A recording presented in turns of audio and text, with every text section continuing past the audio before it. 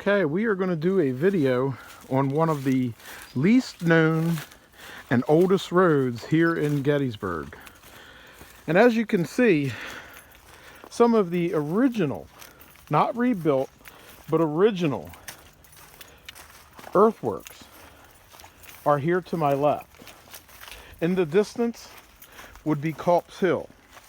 Over here, just beyond these trees, we just came from the Charles Zephaniah Tawny Farm.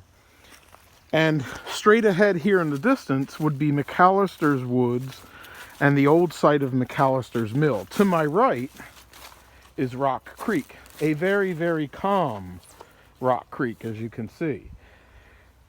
As we head our way down the road, the creek will get a little bit more lively, as you'll see.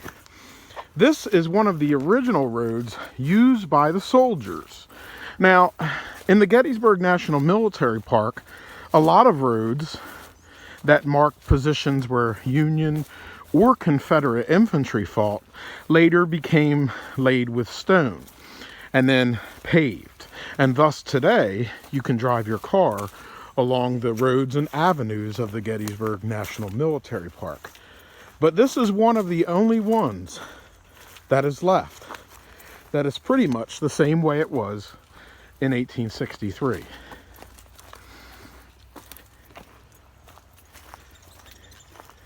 It makes for a very beautiful and peaceful walk on a nice spring day like we are here doing now. But more importantly than that, the history.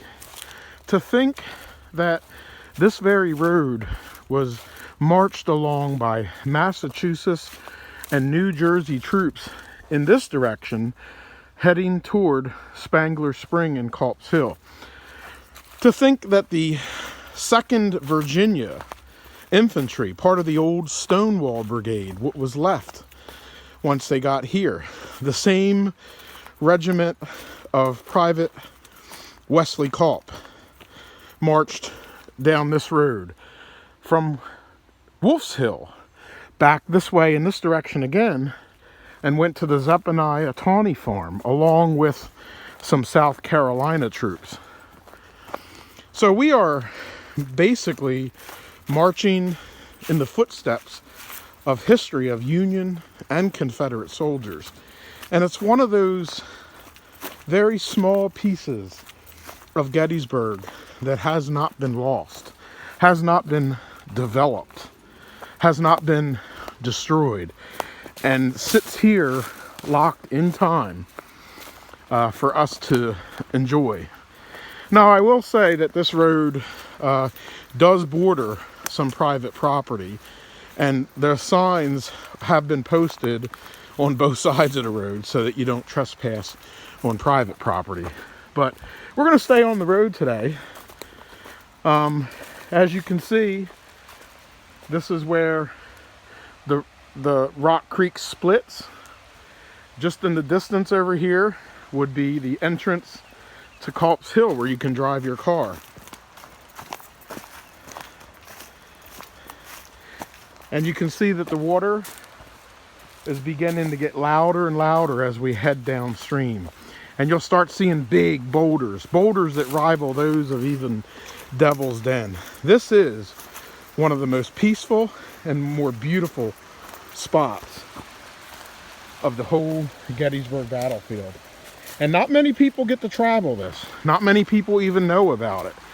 And again, that's what we do here at Gettysburg Historic Walking Tours. We don't just bring you the well-known aspects of the battle, but we dig into those pieces of Gettysburg that are very unknown.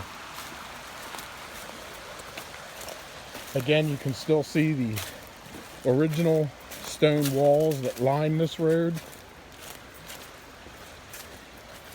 And as the water churns up, we're getting closer to the area with a lot of bigger boulders.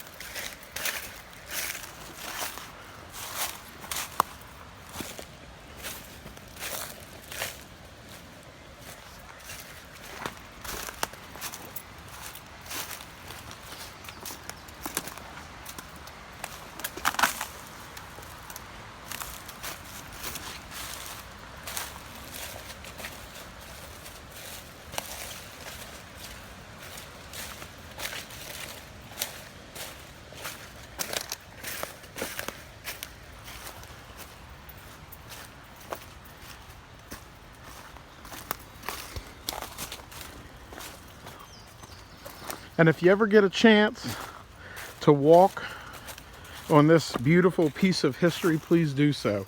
Even if it's just once, make it a point. Take it from me, it's well worth it. Today I've been in here in the area shooting videos. I shot a video at Wolf's Hill, one at McAllister's mill, one at the Charles Zephaniah Tawney farm. So I basically walked this road from one end to the other.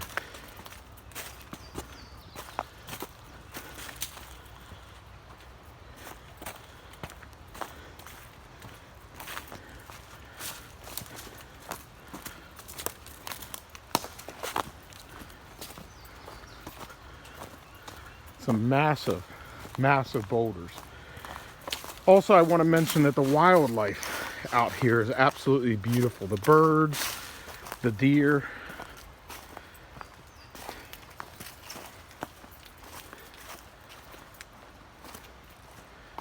Massive boulders.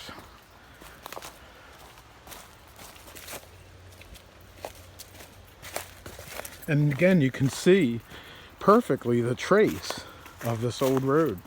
Still here. This road probably goes back to 1760 through 1790. You know, part of the original grist mill that was built by the Geddes family and then owned by the McAllister family.